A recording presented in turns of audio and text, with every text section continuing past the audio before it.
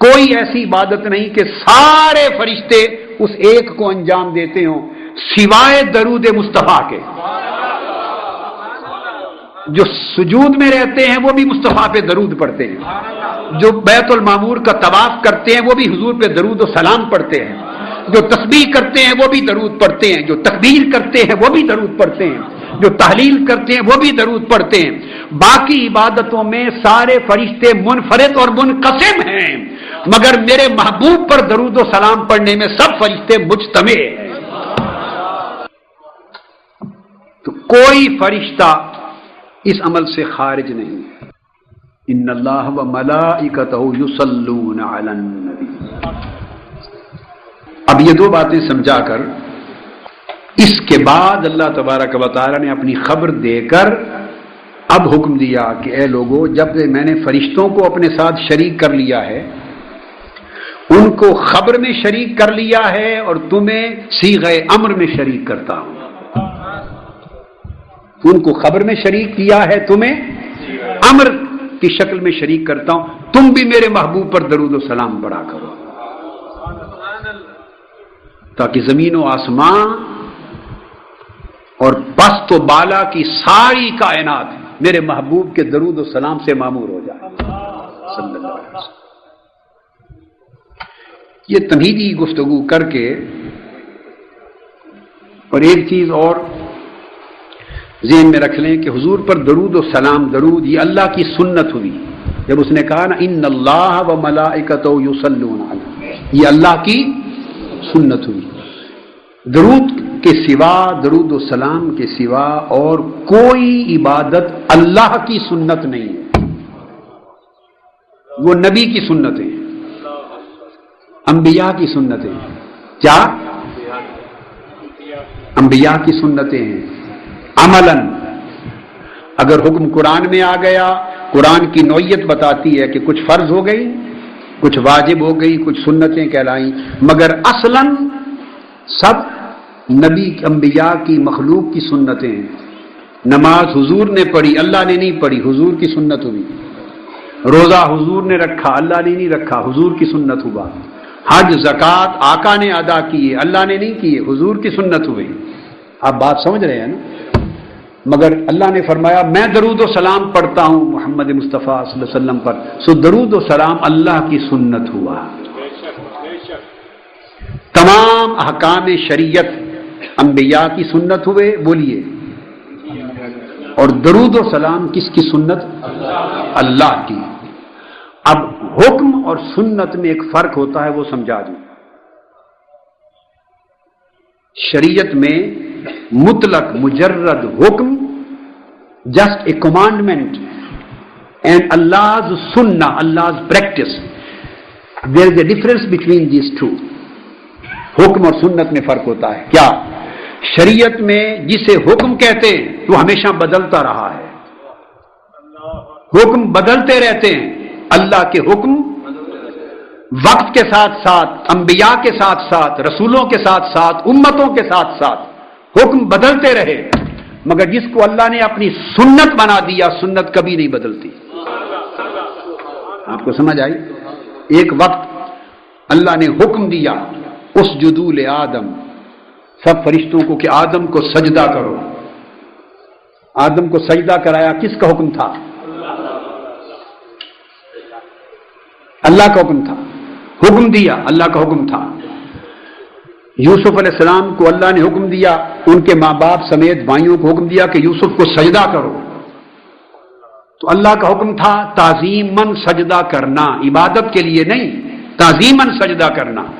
مگر آقا علیہ السلام کی امت آ گئی، حضور کی بعثت ہو گئی، تو تعظیماً سجدہ کرنا کسی بھی مخلوق کے لیے، حتیٰ کہ نبی کیوں نہ ہو، حرام کر دیا گیا۔ حکم بدل گیا یا نہیں؟ کسی زمانے میں اللہ کا حکم تھا، جس نے سجدہ نہیں کیا وہ مردود ہو گیا، جس شیطان نے سجدہ حضرت آدم کو نہیں کیا وہ مردود ہو گیا، یہ حکم تھا۔ اور ہمارے لیے حتیٰ کہ آقا علیہ السلام کو بھی تعظیماً سجدہ کرنا حرام کر دیا۔ تو حکم کتنا بدل گیا، آپ سمجھ گئے نا؟ کبھی حکم تھا کہ فلاں فلاں فلاں رشتوں سے نکاح جائز ہے.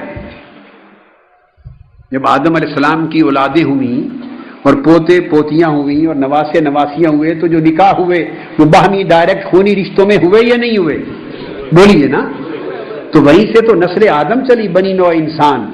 تو جو رشتے اللہ کے حکم میں جائز اور حلال تھے وہ رشتے آج کی شریعت میں حرام ہو گئے. حکم بدل گئے کہ نہیں؟ حکم تھا کہ مال غنیمت حرام ہے، حضور کی شریعت میں مال غنیمت حلال ہو گیا. حکم تھا کہ ہر جگہ زمین پر جہاں چاہو نماز نہیں پڑھ سکتے، مخصوص مقامات متعین تھے. اب حکم دے دیا، آقا نے فرمایا ساری زمین مسجد ہے. ہزارہ احکام شریعت کے ایسے ہیں جو پہلی امتوں میں اور تھے اور بعد کی امتوں میں اور ہو گئے.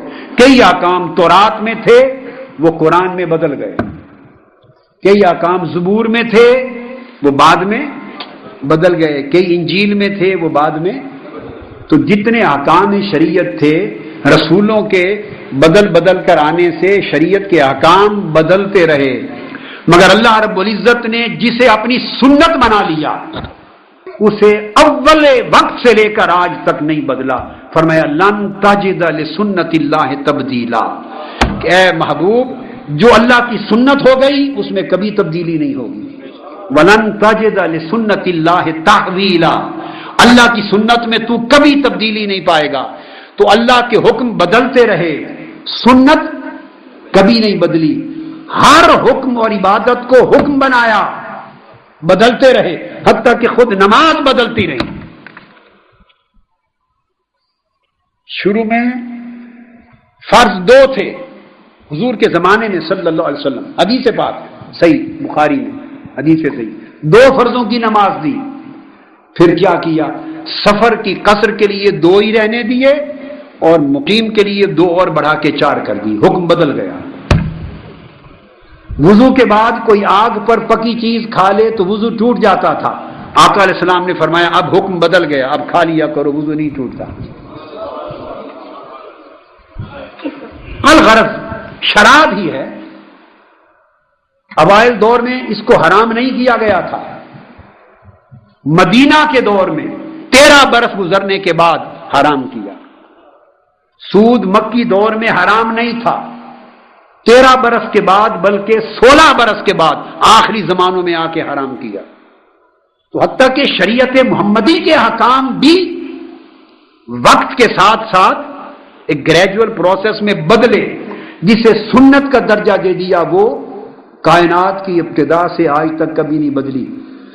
اس لیے حضور پر درود و سلام کو اللہ نے حکم صرف نہیں رکھا، اپنی سنت بنایا. میری نماز کے احکام بھی بدل سکتے ہیں مگر مصطفیٰ پہ درود و سلام کا حکم نہیں بدل سکتا.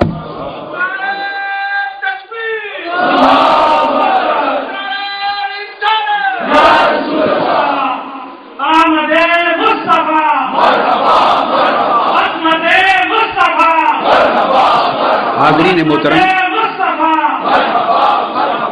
یہ تھی تمہیدی گفتگو، اس آیت کریمہ کا انٹروڈکشن. اب اصل موضوع کی طرف آ رہا ہوں اور پہلی گفتگو کروں گا کہ صلاۃ، اللہ حضور علیہ السلام پر صلاۃ بھیجتا ہے، صلاۃ کا معنی کیا ہے.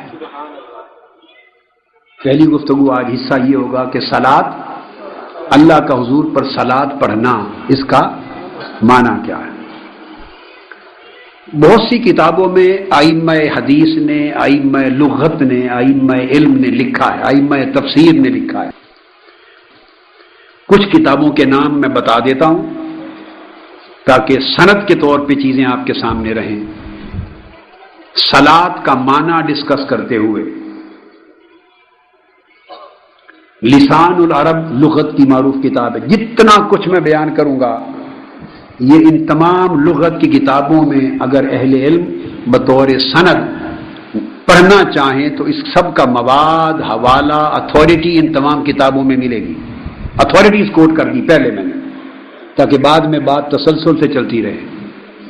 لسان العرب لغت کی سب سے بڑی کتاب. اب صلاۃ کا معنی، حضور پر جو درود پڑھا جاتا ہے، جو اللہ درود پڑھتا ہے، اس کا معنی کیا ہے. اسی طرح تہذیب اللغہ، اللہم صلی علی سیدنا و مولانا محمد، اللہم صلی علی سیدنا و مولانا محمد وعلی آلہ وصحبہ وبارک وسلم